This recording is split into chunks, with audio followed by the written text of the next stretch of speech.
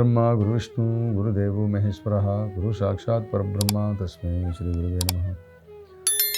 ಸಮಸ್ತ ಗುರುಮಾರ್ಗ ವಾಹಿನಿ ವೀಕ್ಷಕರಿಗೆ ಶಿವಾನಂದ ಜೋಶಿ ಮಾಡುವ ನಂತರ ನಮಸ್ಕಾರಗಳು.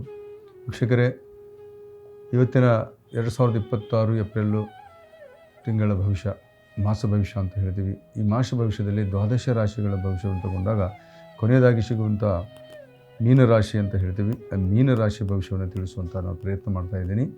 ಈ ತಿಂಗಳು ಮೀನರಾಶಿಯವರಿಗೆ ಏಪ್ರಿಲ್ ತಿಂಗಳು ಹೇಗಿರುತ್ತೆ ಅನ್ನೋಂಥದ್ರ ಬಗ್ಗೆ ನೋಡಿ. ಪ್ರತಿನಿತ್ಯ ಕೂಡ ಜೀವನ, ಬದುಕು ಸಾವಿನ ಮಧ್ಯದಲ್ಲೇ ಹೋರಾಡಬೇಕಾಗುತ್ತೆ. ಯಾಕೆಂದರೆ 3 ದಿನದ ಬದುಕು, ಹುಟ್ಟು ಮತ್ತು ಬದುಕು, ಆಮೇಲೆ ಸಾವು. ಮನುಷ್ಯ ಸಾಯಲೇಬೇಕು, ಹುಟ್ಟಲೇಬೇಕು, ಹುಟ್ಟಿದ ನಂತರ ಸಾವು ಇದ್ದೇ ಇರುತ್ತೆ ಅನ್ನೋದು. ಆದರೆ ಈ ಮಧ್ಯದಲ್ಲಿ ಬದುಕುವ ಕ್ರಿಯೆ ಇದೆಲ್ಲ, ಅದಕ್ಕೆ ಬದುಕು ಅಂತ ಹೇಳ್ತೀವಿ. ಈ ಬದುಕಿನಲ್ಲಿ ನಾವು ಹೇಗಿರಬೇಕು ಅಂತ ತೋರಿಸ್ಕೊಡ್ತಕ್ಕಂಥ ಈ ಕೊನೆಯ ರಾಶಿ ವ್ಯಯರಾಶಿ ಅಂತ ಹೇಳಿ. ಈ ವ್ಯಯರಾಶಿಯಲ್ಲಿ ಮುಕ್ತಿ, ಮೋಕ್ಷ ಅಂತ ಹೇಳಬೇಕಾಗುತ್ತೆ. ಬದುಕಿ ಹೇಗೆ ಸಾಯಬೇಕು ಅಂತ, ಆದರೆ ಹೇಗೆ ಸತ್ವಿ ಅನ್ನೋದಕ್ಕಿಂತಲೂ ಹೇಗೆ ಬದುಕಿದೀವಿ ಅನ್ನೋದು ಕೂಡ ಮುಖ್ಯವಾಗಿರುತ್ತೆ. ಹಾಗೆ ಈ ರಾಶಿಯಲ್ಲಿರ್ತಕ್ಕಂಥ ಗುರು ಪೂರ್ಣ ಜಲವಾದ ಜಲಚರ ರಾಶಿ ಅಂತ ಹೇಳಿದೆ. ಶುದ್ಧ ಜಲ, ಅಶುದ್ಧ ಜಲ ಮತ್ತು ಪೂರ್ಣ ಜಲ ಎಲ್ಲ ನದಿಗಳು ಒಂದೇ ಕಡೆ ಸೇರಬೇಕು ಅಂದರೆ ಸಾಗರಕ್ಕೆ ಸೇರಬೇಕು. ಹಾಗೆ ಇದು ಸಾಗರ ರಾಶಿ ಅಂತ ಹೇಳ್ತೀವಿ. ಇದಕ್ಕೆ ಮೀನರಾಶಿ ಅಂತ ಕರೀತಾರೆ. ಈ ಸಾಗರಕ್ಕೆ ಸೇರುವಂಥ ರಾಶಿ, ಇಲ್ಲಿ ಕುಜ ಇದ್ದಾನೆ, ಆ ರಾಶಾಧಿಪತಿಗೆ ಮಿತ್ರ. ಇಲ್ಲಿ ಬುಧ ಇದ್ದಾನೆ, ಅವನು ಶತ್ರು. ಆದರೆ ಈ ರಾಶಾಧಿಪತಿಗೆ ಶತ್ರು ಬೇರೆ ಶನಿ. ಶನಿ ಸಮಗ್ರಹ ಅಂತ ಹೇಳಬೇಕಾಗುತ್ತೆ. ಈ 3 ಗ್ರಹಗಳು ಸಮ, ಶತ್ರು, ಸಮ ಅಂದರೆ ಶತ್ರು, ಮಿತ್ರ, ಸಮ, ಈ 3 ಗ್ರಹಗಳು ಒಂದೇ ರಾಶಿಯಲ್ಲಿ ಬರ್ತಾರೆ ಈ ಮಾಸದಲ್ಲಿ ನಿಮಗೆ. ಎಲ್ಲಿ ಅಂದರೆ ಶನಿ ನಿಮಗೆ ಸಮಗ್ರಹನಾಗ್ತಾನೆ, ಬುಧ ಶತ್ರು ಆಗ್ತಾನೆ, ಕುಜ ಮಿತ್ರನಾಗ್ತಾನೆ ಗುರುವಿಗೆ. ಈ 3 ಗ್ರಹಗಳು ಬಂದಾಗ ಮಿಶ್ರ ಫಲ ಅಂತ ಹೇಳಬೇಕಾಗುತ್ತೆ.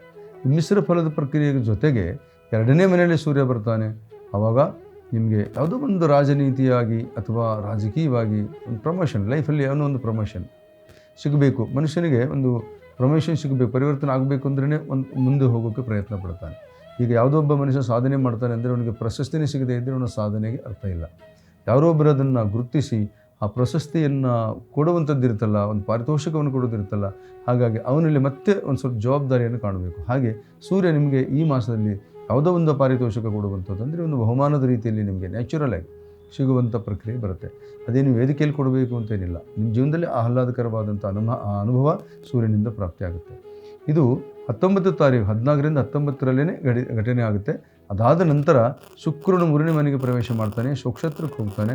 ಆಗ ನಿಮ್ಮಲ್ಲೇ ಇರತಕ್ಕಂಥದ್ದು ಒಂದು ಸುಪ್ರೇರಣೆ ಅಂತ ಹೇಳ್ತೀವಿ. ಯಾಕಂದರೆ ನಿಮ್ಮ ರಾಶಿಗೆ ಶುಕ್ರ ಮೂಲ ತ್ರಿಕೋಣಾಧಿಪತಿ, ಉಚ್ಚಗ್ರಹ ಅಂತ ಹೇಳ್ತೀವಿ. ಈ ಉಚ್ಚಗ್ರಹಣಗ್ರಹ ಆಗಿರೋದ್ರಿಂದ ಆ ಶುಕ್ರ 3ನೇ ಮನೆಗೆ ಹೋದಾಗ ನಿಮ್ಮಲ್ಲಿ ಪಾರಕ್ರಮ್ಯ ಕ್ರಿಯೆ ಅಂತ ಬರ್ತದೆ. ನಿಮ್ಮಲ್ಲಿ ಒಂದು ಚೈತನ್ಯ ಕ್ರಿಯೆ ಇರುತ್ತೆ, ಸ್ವಯಂ ಕೃಷಿ ಅಂತ ಹೇಳ್ತೀವಿ. ನೀವೇ ಅದು ಯಾವನಾದರೂ ಮಾಡಬೇಕು, ಸಾಧಿಸಬೇಕು ಅಂತ ಯೋಚನೆ ಮಾಡ್ತೀರಾ. ಈ ಯೋಚನೆಯ ಫಲ ನಿಮಗೆ ಇನ್ನೂ ಒಂದು ತಿಂಗಳಲ್ಲಿ, ಮುಂದಿನ ತಿಂಗಳಲ್ಲಿ ವಿಶೇಷ ಬದಲಾವಣೆ ತಂದುಕೊಡುತ್ತೆ.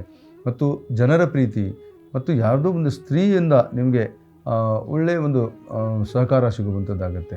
ತಂಗಿ ಇರ್ಬೋದು, ತಾಯಿ ಇರ್ಬೋದು, ಅಕ್ಕ ಇರ್ಬೋದು, ಅಥವಾ ಸ್ನೇಹಿತೆ ಇರ್ಬೋದು, ಅಥವಾ ಅಪರಿಚಿತರಾಗಿದ್ದರೂ ಸಹ ಕೆಲವೊಂದು ಸಾರಿ ಅಪರಿಚಿತರಿಂದಲೂ ಸಹಾಯತೆ ಸಿಗುತ್ತೆ. ಅದಕ್ಕೆ ಹೇಳೋದು ಋಣಾನುಬಂಧ ರೂಪೇಣ ಪಶುಪತ್ನಿ ಸುತಾಲಯ ಅಂತ.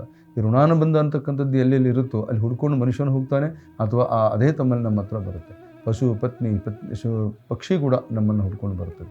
ಹಾಗೆ ನಿಮ್ಮ ಜೀವನದಲ್ಲಿ ಅಂಥ ಒಂದು ಯೋಗ ಅನ್ನುವಂಥದ್ದು ಬರುತ್ತೆ. ಆದರೆ ಚತುರ್ಥ ಭಾವದಲ್ಲಿ ಗುರು ಇದ್ದಾನೆ, 4ನೇ ಮನೆಯಲ್ಲಿ ಗುರು ಅಷ್ಟೊಂದು ಫಲಾಫಲಗಳನ್ನು ಸರಿಯಾಗಿ ಕೊಡುವುದಿಲ್ಲ ಅಂತ ಹೇಳಬೇಕು.